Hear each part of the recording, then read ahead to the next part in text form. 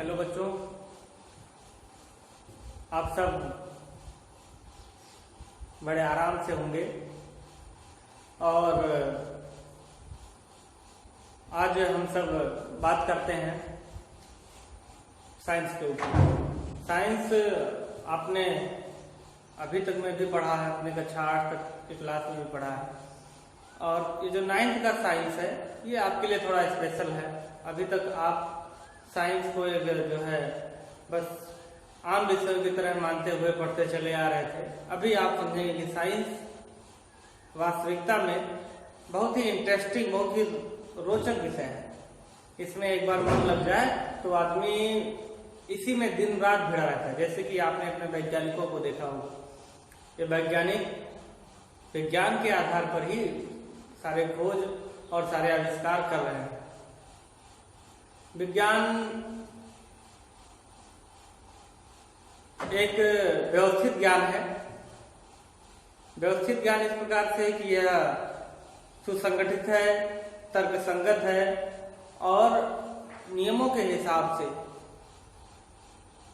प्रकृति के नियमों के हिसाब से और सिद्धांतों के हिसाब से अपनी बात को पूर्णतः परिभाषित भी करता है। विज्ञान के कई क्षेत्र हैं, चिकित्सा के क्षेत्र में भी है, कृषि के क्षेत्र में है, शिक्षा के क्षेत्र में है, मशीनरी के क्षेत्र में है, रसायनों के क्षेत्र में है।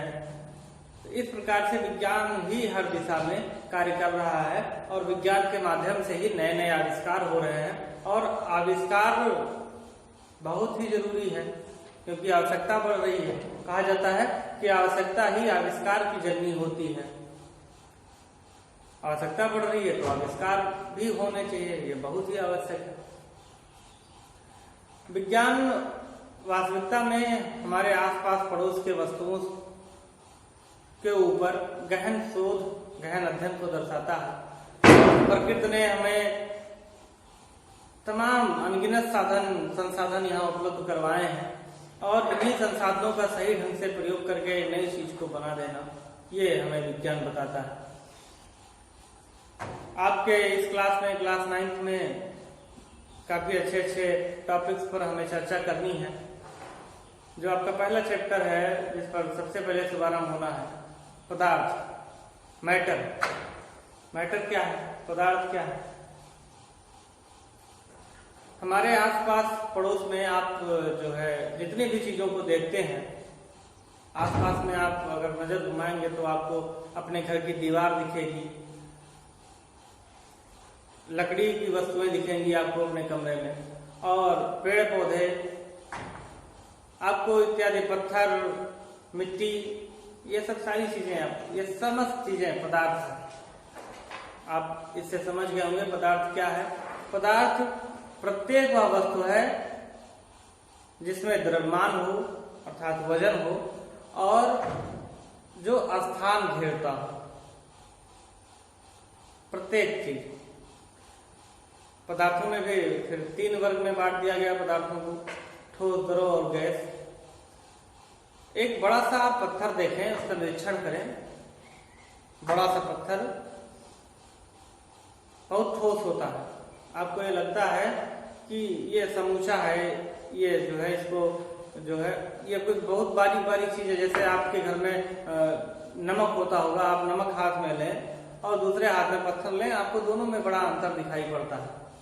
आप कहते हैं कि ये जो है नमक में छोटे छोटे कण हैं और पत्थर समूचा है। ऐसा नहीं है, पत्थर को भी पीसा जा सकता है, इस प्रकार से मशीनरी है। और पत्थर को जब पीस दिया जाएगा तो उसमें भी नमक के टुकड़ों, नमक के अणु जैसा, जैसे नमक में बारीक बारीक दाने होते हैं, उसी प्रकार से बड़े से पत्थर से भी बारीक बारीक दाने निकलेंगे, आपको प्राप्त होंगे। कहने का मतलब ये है कि संसार का प्रत्येक पदार्थ, चाहे कोई बहुत बड़ा हो बहुत छोटा हो, वह छोटे छोटे कणों से मिलकर के बना हुआ होता है। बहुत छोटे छोटे कणों से मिलकर के बना हुआ होता है।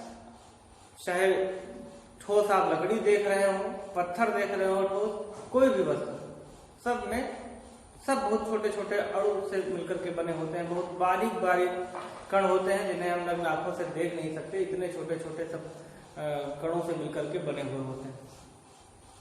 इन कणों के बीच में जो दूरी होती है, एक कण से दूसरे कण के बीच की दूरी, इसी दूरी के अनुसार वह ठोस, द्रव और गैस। अगर दूरी बहुत कम है, उसके अणु बहुत पास पास में है, तो वह ठोस होगा। अणु बहुत पास पास में है तो अणुओं के बीच जो बल लगता है, अंतरा आणविक बल, इंटर मॉलिक्यूलर फोर्स, अंतरा आणविक बल, दो अणुओं के मध्य लगने वाला बल, वह बहुत ज्यादा होता है। तो इसलिए उसके आकार में और आकृति में कोई परिवर्तन नहीं हो पाता।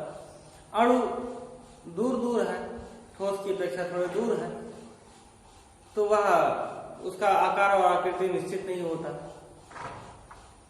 जैसे द्रव, और दूर दूर अणु होने के कारण द्रव में आप देखिए, पानी में आप नमक घोलिए, नमक डालिए या चीनी डालिए, सब घुल जाता है, आपको दिखाई नहीं पड़ता चीनी उसमें कहीं। क्यों नहीं दिखाई पड़ता? चीनी में भी अणु थे, और जो पानी है, पानी में भी अणु है। पानी भी बहुत छोटे छोटे कणों से मिलकर के बना हुआ है। हाइड्रोजन और ऑक्सीजन के अणु उसमें है। जल के अणु दूर दूर हैं, उनके बीच में इतनी जगह है कि उसमें चीनी का अणु या नमक का अणु समाहित हो जाए, इसलिए वो दिखाई नहीं पड़ता।